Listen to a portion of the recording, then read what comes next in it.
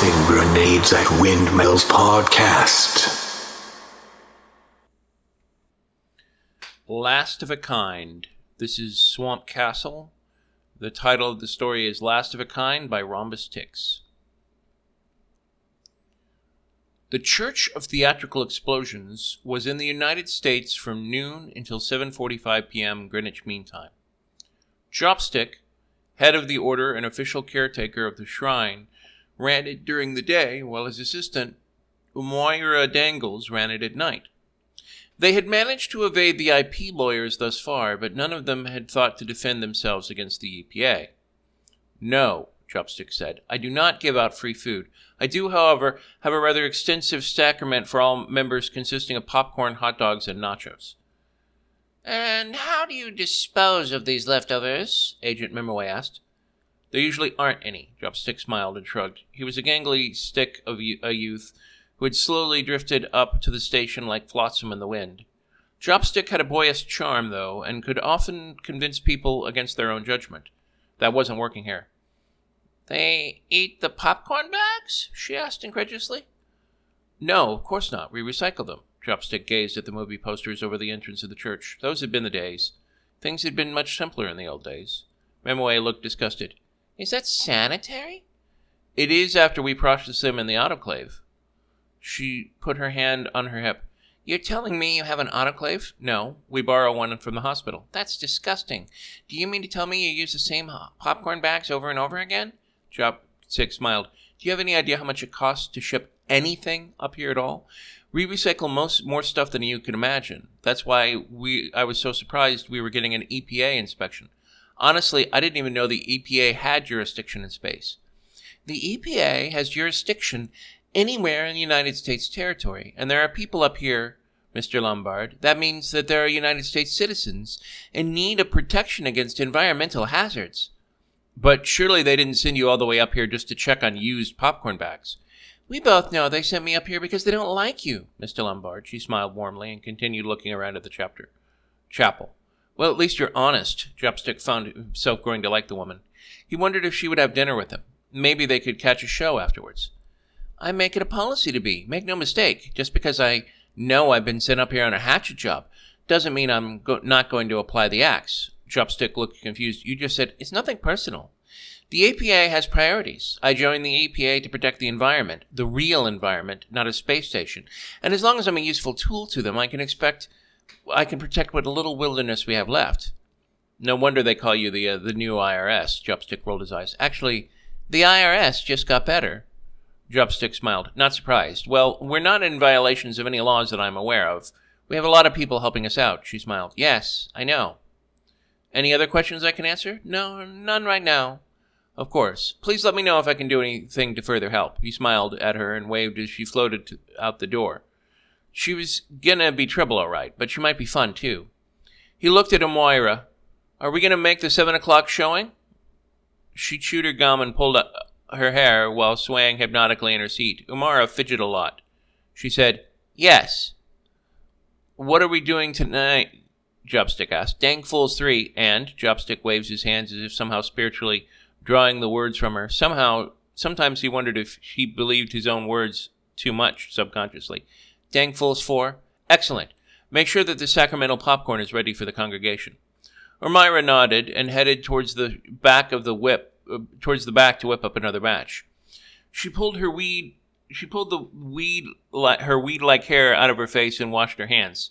She didn't need anyone to tell her how to do their job. She had been Chopstick's first convert and was now his greatest apostle, albeit mainly on the internet.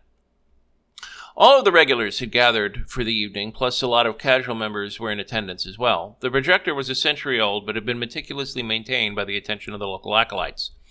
The movie began to play, and suddenly everyone went silent. This was what they'd been waiting for, after all. It was sublime, buttery goodness. Of course, the butter was butter substitute, after all. The cows were contaminated now, and goat milk made really crappy butter anyway. Not that movie theaters had used real butter in their popcorn for decades either, but only serious movie buffs knew that kind of thing was possible. People, like most of the audience, seated in the chapel. Halfway through the movie, Umira stopped the projector and turned the little slide projector showing a slide that had a red background with a white immaculate lettering that said intermission.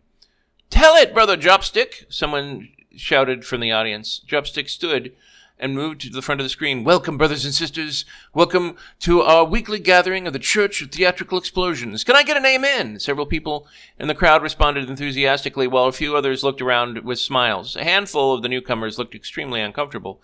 They had come here to watch this movie, not see this. Someone said, "What is this?" "Pipe down," said one of the more vigilant congregation members. "Some of you may want to know what the Church of Theatrical Explosions is all about. Well, brothers and sisters, I'm here to tell you all about it." There was a large chorus of amens from the congregation. "There's a darkness in the land below. That darkness is called the Digital Tricentennial Decency Act.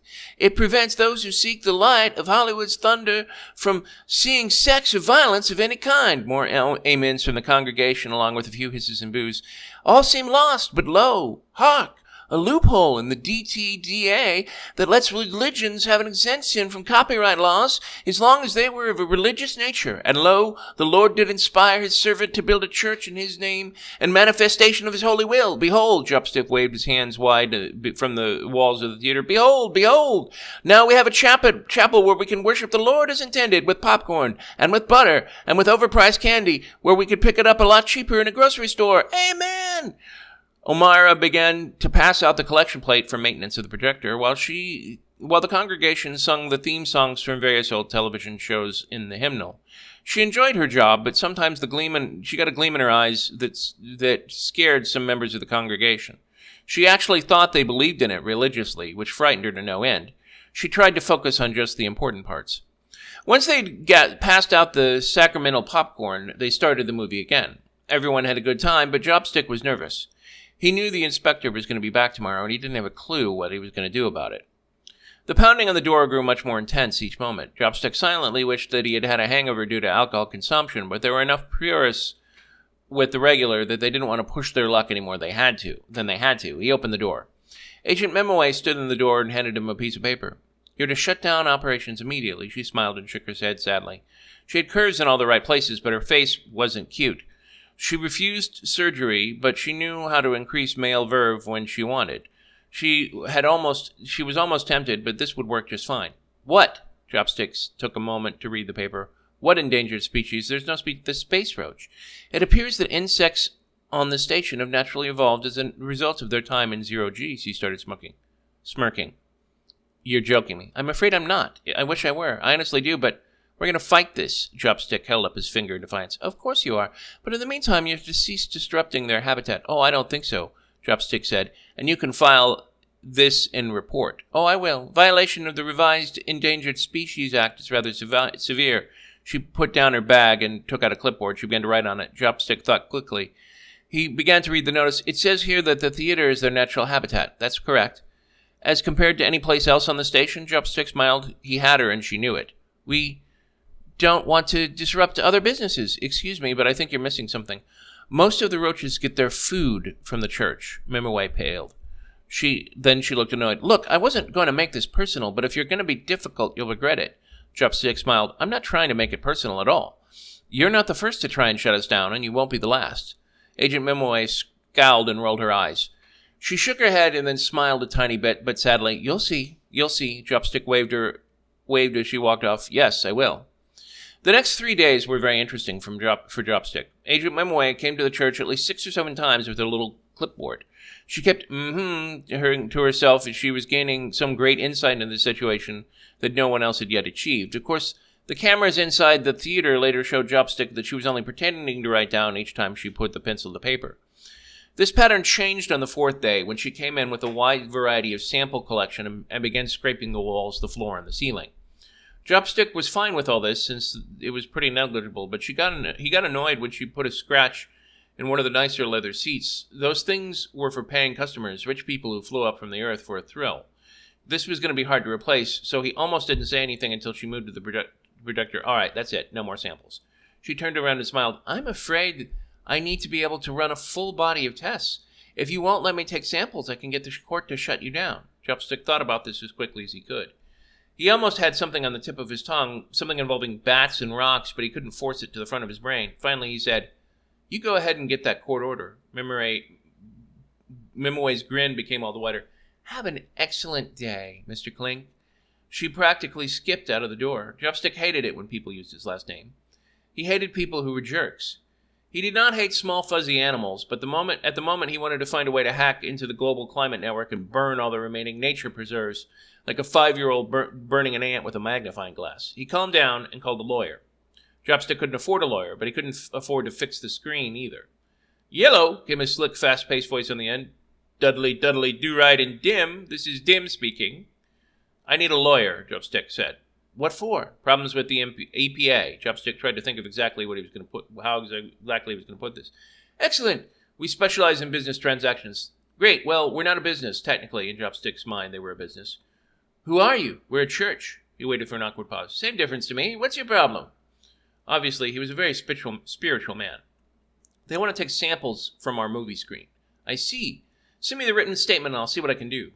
Chopstick sent the written statement. The estimate of the law firm was thankfully small, but still large enough that he couldn't afford it. He thought about it for a few seconds, then he looked at the movie screen, then looked at the bill, then he looked at from the bill to the movie screen. He hired the lawyer, but not without cost. As a scholar of cinematic history, Chopstick knew that there was a time when "I'd have given my right arm for that" had been a joke. It wasn't anymore.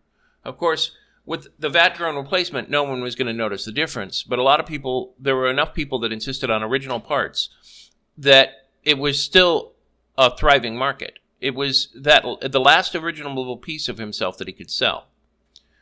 Agent Mimaway tried one last time by filing a motion with the head of the station complaining about the decibel levels and the adverse effect of noise pollution might have on the station's inhabitants.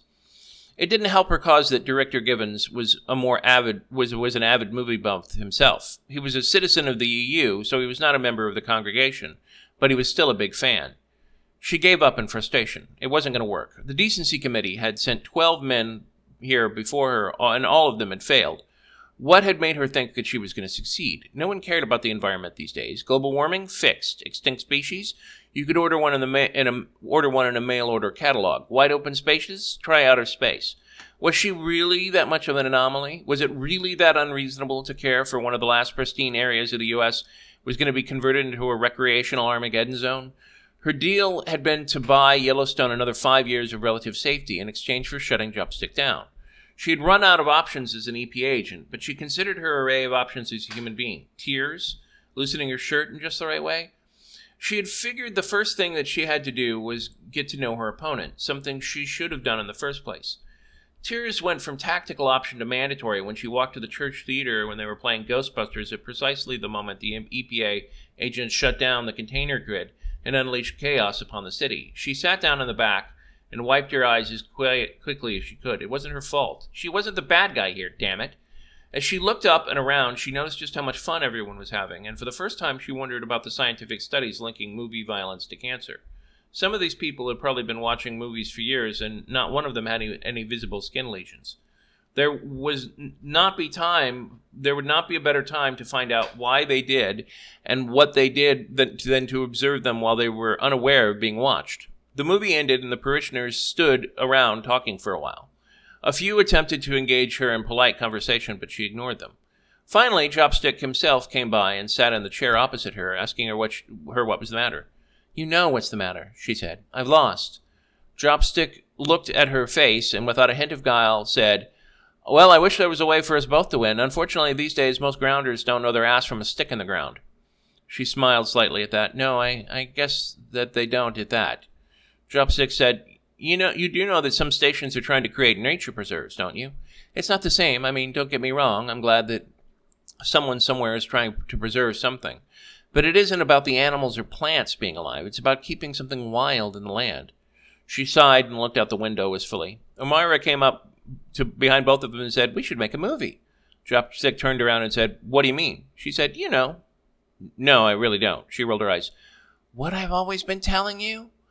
Mimaway looked back and forth between the two and said, "Well, I don't know what you mean. Are you talking about some kind of documentary?" Elmira smirked and said nothing.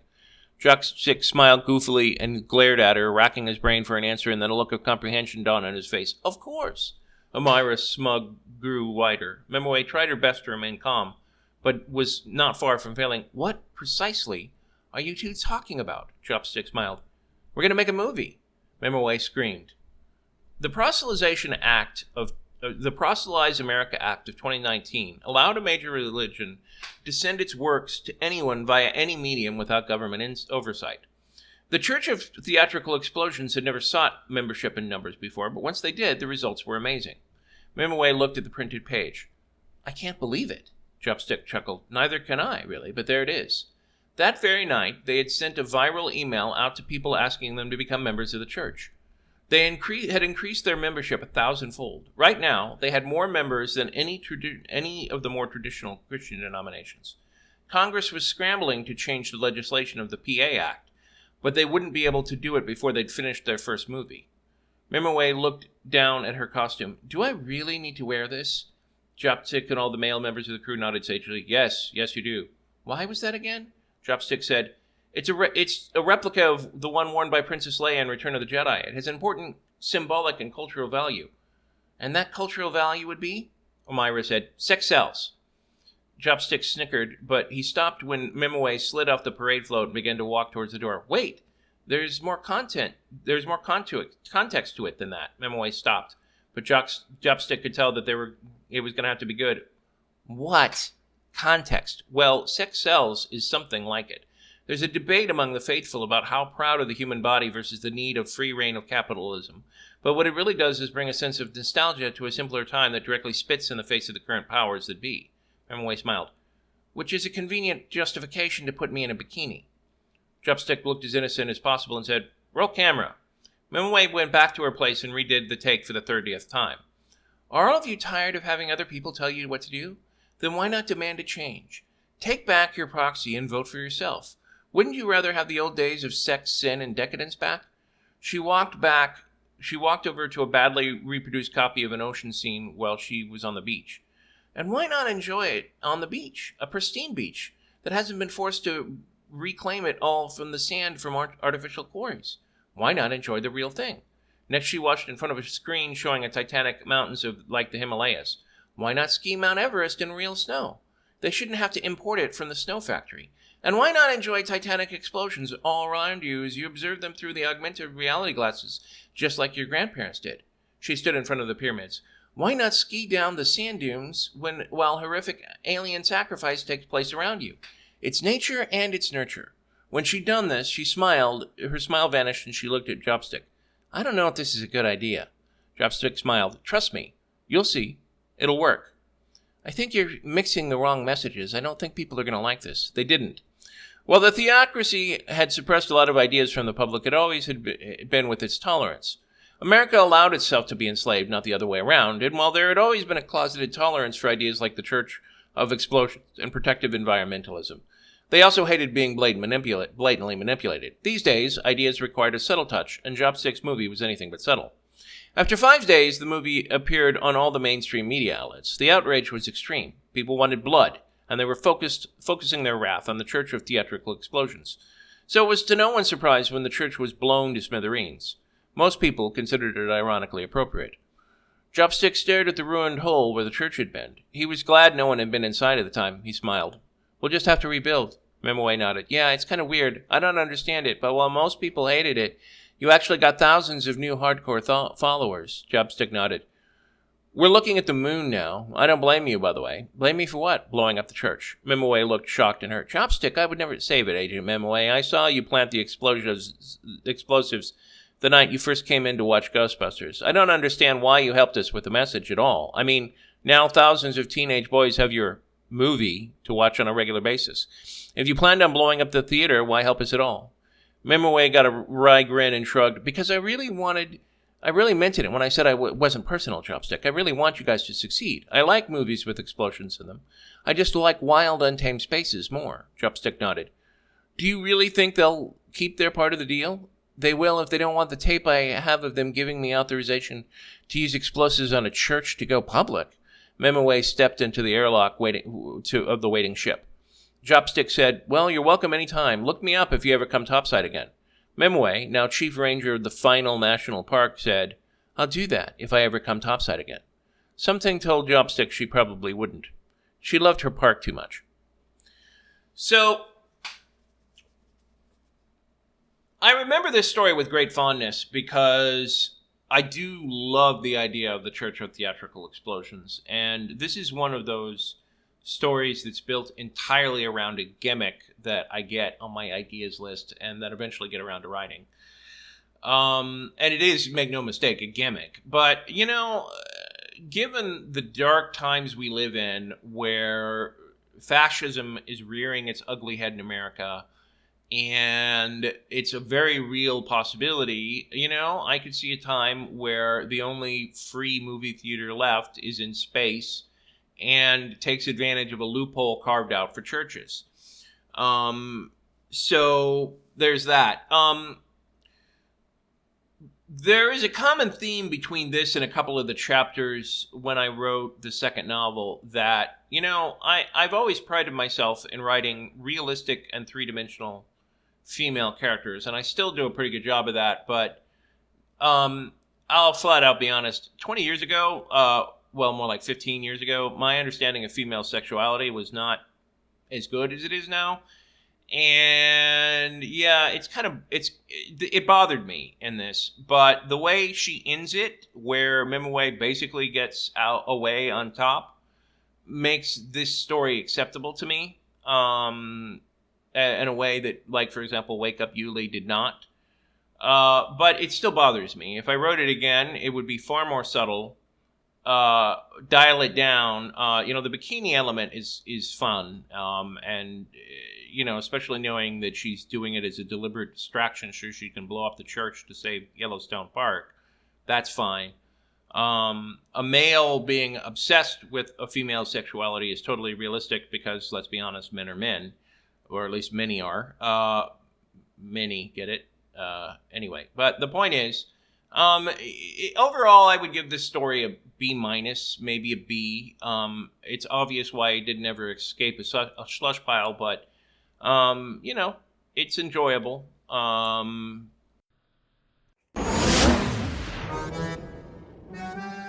This has been the Tossing Grenades at Windmills podcast. Buy my book, Have Name Will Travel, at Amazon and other markets. RedAnvilCreative.com contains all our podcasts. Copyright 2022!